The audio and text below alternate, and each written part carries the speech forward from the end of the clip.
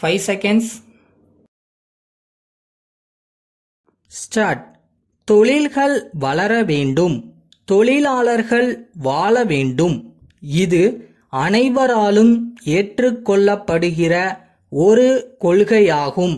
அந்த வகையில் தமிழ்நாடு அரசு செயலாற்றி வருகிறது என்பதை அறிந்து மகிழ்ச்சி அடைகிறேன். ஒரு நாடு முன்னேற்றம் அடைய வேண்டுமானால் சிறு தொழில்கள் அதிக அளவில் உருவாக்கப்பட வேண்டும். அவைகளை கிராமப்புறங்களில் ஏராளமாக துவக்கலாம். அதன் மூலம் வேலை வாய்ப்பையும் அதிகரிக்க முடியும். குடிசை தொழில்கள், கைத்தறி, துணி நெய்தல் போன்ற தொழில்களை கிராமப்புறங்களில் ஊக்குவிப்பதன் மூலம் நாட்டின் வளர்ச்சி நகர்ப்புறங்களில் குவியாமல் பரவிட இயலும் என்பதை நான் இங்கே தெரிவிக்க கடமைப்பட்டிருக்கிறேன். தமிழ்நாட்டில் தொழில் வளர்ச்சியின் வேகம் குறைந்து விட்டதாக என்னிடத்தில் சிலர் குறை கூறினார்கள். அதற்கு ஆதாரமாக அவர்கள் புள்ளி விவரங்கள் எதையும் அளிக்கவில்லை.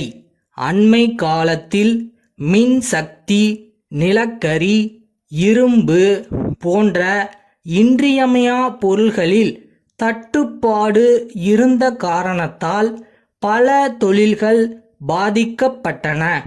இத்தகைய மூலப்பொருள்களின் பற்றாக்குறையை போக்க தகுந்த நடவடிக்கைகளை மேற்கொள்வேன் என்கிற உறுதியை நான் அளிக்கிறேன். கல்விக் கொள்கையை பொறுத்தவரையில் ஒரு தேசிய கண்ணோட்டம் தேவை என்கிற கருத்தை நான் அடிக்கடி வலியுறுத்தி வருகிறேன்.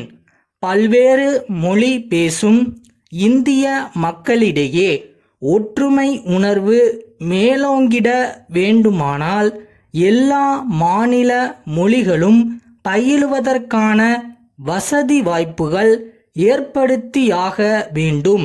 அதற்கான நடவடிக்கைகளை மேற்கொள்ள மாநில அரசுகள் முன்வர வேண்டும் என்கிற வேண்டுகோளை இங்கே எடுத்துச் சொல்வது என் கடமையென கருதுகிறேன்.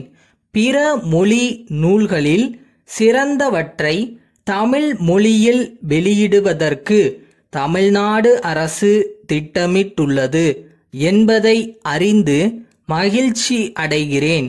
அதைப் போலவே சீரிய தமிழ் இலக்கியங்களை பிற மொழிகளில் வெளியிடுவதற்கான திட்டம் நல்ல முறையில் நடைபெற்று வருகிறது என்றும் அறிகிறேன்.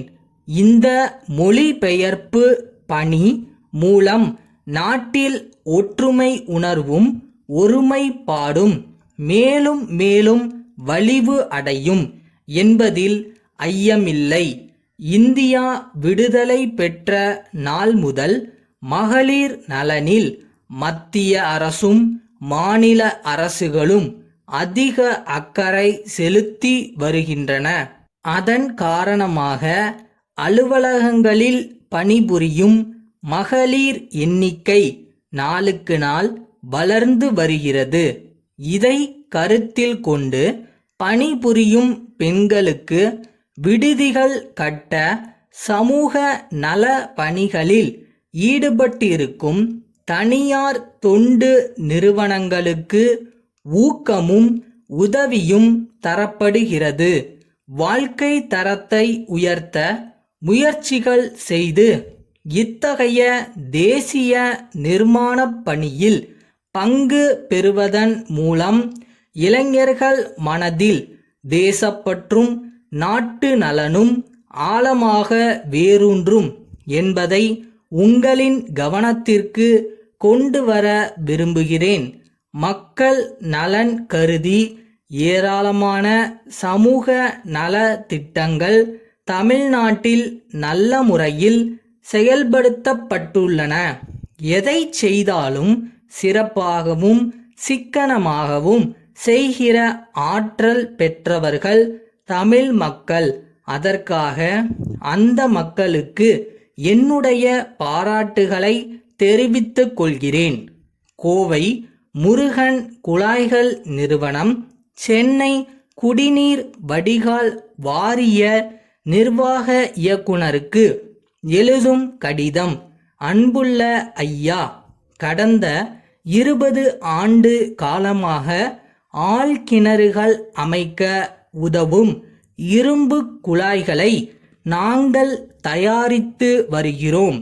கோவை மாவட்டத்தில் பலர் எங்கள் நிறுவனத்தின் இரும்பு குழாய்களை உபயோகித்து ஆழ்கிணறுகள் அமைத்து நல்ல பயனை அடைந்துள்ளனர். குழாய்கள் மிகவும் தரமானதாகவும் நீண்ட நாட்களுக்கு உறுதியாக விளங்கும் தன்மை பெற்றவையாகவும் உள்ளன. துருப்பிடித்து நாசமாகாமல் இருப்பதற்கென்று வளவளப்பான முறையில் தயாரிக்கப்படுகின்றன. எங்கள் குழாய்களுக்கு தர நிர்ணய சான்று இந்திய அரசால் அளிக்கப்பட்டுள்ளது என்பதை பெருமையோடு தெரிவித்துக் கொள்கிறோம். தற்போது சென்னை நகரில் குடிநீர் பஞ்சம் இருக்கிறது என அறிகிறோம். இப்பிரச்சனையை வெற்றிகரமாக சமாளிக்க ஒவ்வொரு மாநகராட்சி வட்ட பகுதிக்கும் 100 ஆழ்கிணறுகள் என்கிற திட்டத்தில் கிட்டத்தட்ட 10,000 ஆழ்கிணறுகள் அமைப்பதாக முடிவு செய்து இருப்பதாக அறிகிறோம். அதற்கான ஒப்பந்த புள்ளி கோரி வெளிவந்த விளம்பரத்தையும் பார்த்தோம். எங்களுடைய ஒப்பந்த புள்ளிகளை தபால் மூலம் முறையாக அனுப்பியுள்ளோம். இப்படிக்கு நீ உண்மையாவே ஒரு விஷயத்தை நேசிச்சா அது உன்னை விட்டு எங்கேயும் போயிடாது. அதுவும் காத்துக்கிட்டு இருக்கும் உன்னை எதிர்பார்த்து.